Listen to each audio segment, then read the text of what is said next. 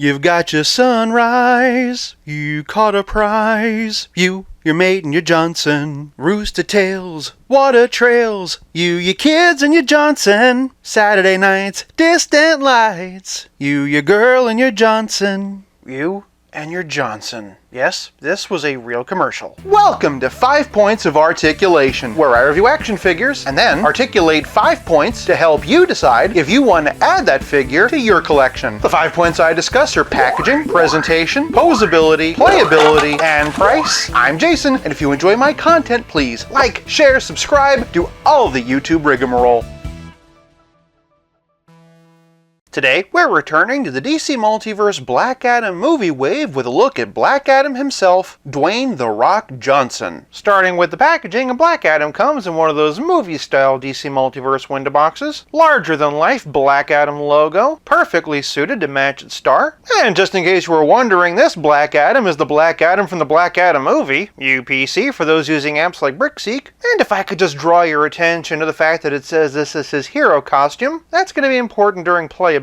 And then on the back we have a photo of Black Adam that'll be important during presentation. It's interesting to me that they opted for a photo when the other figures in the wave had artwork, but I guess when you have a bankable star like Dwayne "The Rock" Johnson, you want to show that Johnson off. What? No, I'm not going to reshoot that. No, definitely staying in the video. For packaging, I'm giving Black Adam whole point. Moving on to presentation, Black Adam stands at just under 7 1/4 inches. Because of what a prolific career he's had in wrestling, there have been a lot of action figures based on this man. It's one of those likenesses that we just have burned into our psyche, and McFarlane has absolutely nailed it. And considering that it's usually an area of opportunity for McFarlane, I'm really impressed with these proportions. But now it's time to bring this back. The first thing you'll notice is that the movie logo is all charred and blackened. This one's a very clean, bright yellow, even a bit of energy glow in the middle. You'll also notice that he's covered in runes. In general, we don't really see that here. There's a lot of little cuts in there, but they're nowhere near as legible as, say, Dr. Fate. On the other hand, if you flip them around, they are pretty clear on the back. Also, if you're curious, that's what he looks like back there. Having seen this level of fine detailing on Dr. Fate, I know McFarlane could have done it, but if I'm being honest, it doesn't really bother me, and I kinda like how bright and bold the logo is. All sorts of straps and layers. The gold bits have been dry brushed on to give them a more weathered look. Moving on down, the legs are a lot more strappy. Almost reminds me of a mummy. Really digging the boots. They kind of remind me of Michael Keaton Batman. Batgirl, rest in peace. Here they are from the back, and more of those straps in the shoes themselves. Underneath, there's nothing but peg holes and legal. I cannot get over what an incredible likeness this is. Not just the face, but all the meticulous detail in the costume. The advertising for the movie says that the hierarchy of power in the DC universe is about to change, and while that remains to be seen, it's definitely true for DC Multiverse. For presentation, I'm giving Black Adam one whole point. Moving on to posability, and this figure has some surprises. One thing that's not a surprise is that his head's in a dumbbell joint of this much, which is great. This far down, which is admittedly less great. Crazy amount of tilt, and all the way around. Moving on down, Black Adam has swivel hinge shoulders that raise up over 90 degrees, forward and back with a rotator cuff, bicep swivel, double jointed elbows, and good old-fashioned swivel hinge wrists. They hinge up this much and down this much. Shifting to the torso, and Black Adam has a diaphragm joint and dumbbell waist. He can arch back this far, which is ridiculous. Using both his torso and neck, just look at the flying pose you can get him in. And he can hunch over this far, which for a DC Multiverse is honestly really good. Naturally, he can tilt and twist. Below the waist, and Black Adam has a typical McFarlane hips. They can kick forward this far, but they can do a near perfect split. Also, they're a bit more clicky than usual. Really good amount of twist at the hip. And then moving down, we have double jointed knees, toe articulation, and McFarlane ankle balls that swivel, hinge, and pivot. The range on this figure's articulation is great, and the joints are nice and smooth. I'm particularly impressed with how much better than usual the diaphragm joint is. Thanks to that range, you can get some really great flying poses. One thing I'm surprisingly conflicted on are the wrists. I've been saying for a while now that I wish McFarlane would do more traditional swivel hinge wrists like a Marvel Legends, but I've also been so happy with the new wrist articulation they've been doing that I honestly haven't really minded. Even so, it's always appreciated to see McFarlane toys try new things. For posability, I'm giving Black Adam one whole point. Moving on to playability, and Black Adam comes with a figure stand and a Johnson pick. Just like with Sabek, however, I'm not going to show you the back. It's a bit spoilery and does kind of go into detail about just how different this Black Adam is from the comic. He also comes with these lightning effects, and at a glance you might think that these are the same ones that came with page punchers, but that is not the case. Oh, they're similar. Very, very similar. But each one is in fact its own unique sculpt. Considering what easy reuse this would have been, I'm honestly really impressed. It was a nice way to give this figure some extra value. That said, if you wanted to, you could also use the lightning effects that came with Endless Winter. You could also use the clip-on effects from Godspeed and the CW Flash. But now it's time to revisit this box. Remember how it says hero costume? There are two versions of this Black Adam, a villain version with a cloak and this hero one without. But what do I do if I want to have a cloaked version of Black Adam without having to buy a whole other figure? Why, you buy a whole other figure, of course. Is it 100% accurate to what we see in the movie? Absolutely not. Does it look cool though? Absolutely. Much like a regular McFarlane cape, the tattering and texturing is on point. All it needs is a little black paint. You know, something like this. I got the idea off Facebook and I'm pretty happy with how it turned out. Throwing it in front of the fancy lights and yeah, this looks real good. But playability is more than just accessories, it's also about how well your figure plays with others. For the only figures in my small but growing Black Adam collection, here we have DC Essentials. This one came in a 2-pack with Shazam. Here we have Endless Winter. I honestly like this a lot. Thanks to the proportions, this looks like it could just be an alternate costume for the movie. It also makes me wonder what this would look like in a nice Shazam red. Not surprisingly, the inverse works pretty well too. To be honest, my least favorite part of the Endless Winter Black Adam is the head, but if you like it, it definitely works. And here we have page punchers. Obviously you have to repaint the neck, but this is honestly not as bad as I was expecting. The biggest issue with this figure is the wonky proportions, but the larger head does kind of help to balance it out. The other way around, and this looks pretty good. In this instance, the smaller head makes the body look that much bigger. What really surprises me is that this way around, the skin tones match up a lot better. If you wanted to, you could probably get away with this as your comic book Black Adam. And then for the Black Adam movie figures we've looked at so far, here we have the Sabek Megafig, here we have Dr. Fate, and for my only other Dr. Fate, here's the one from Injustice 2. I don't have a Black Adam Hawkman, but I do have this Hawkgirl from DC Direct. This was from the Brightest Day series. For the only Shazam in my collection, and here's the DC Essentials version that came in the 2-pack. And since The Rock wants Black Adam to do battle with the Man of Steel, here's the Snyder Cut version. Here we have the black costume in comic book form. And then speaking of comics, here we have the Superman Through the Ages box set version from DC Direct. And here we have Rebirth. Moving on to the Dark Knight, and here he is with the Three Jokers Batman.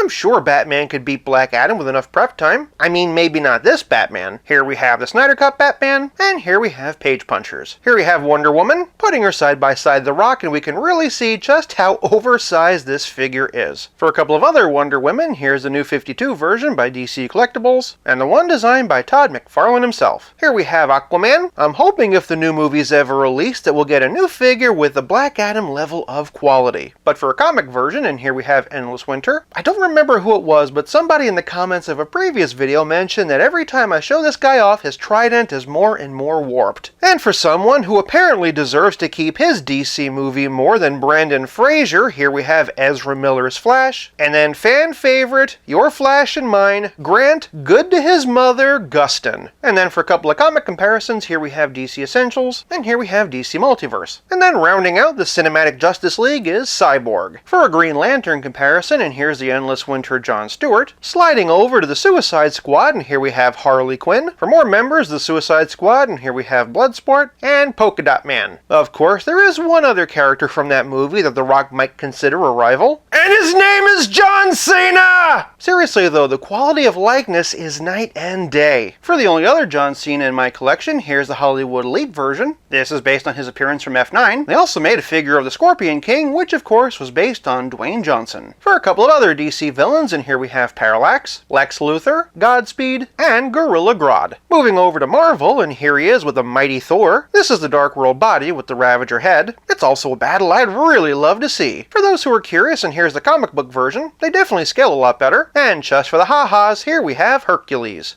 For a relative scale comparison, here's Black Adam with Pizza Spidey and the Spectacular Spider-Man, and as always, here he is with Stealth Iron Man. Obviously, what sells this figure is the incredible likeness to Dwayne "The Rock" Johnson. That said, the lightning effects are really good, and the fact that they're new when they didn't have to be adds a lot of value. And that's to say nothing of the part swapping potential. For playability, I'm giving Black Adam 1 whole point. This leaves us with nothing left to discuss but the price. The Black Adam movie wave is finally starting to hit stores, and it retails for $20 a pop. Since it's still a few months away from coming out, I have no idea if Black Adam the movie is going to be any good. Black Adam the action figure, however, is fantastic. For price, I'm giving Black Adam 1 whole point for a grand total of 5 out of 5. For more Black Adam movie content, check out my look at Dr. Fate or the Sabic Megafig. How excited are you for Black Adam? Sound off in the comments below. Thank you so much for watching. I'll be back again real soon, but until then, play nice and have fun.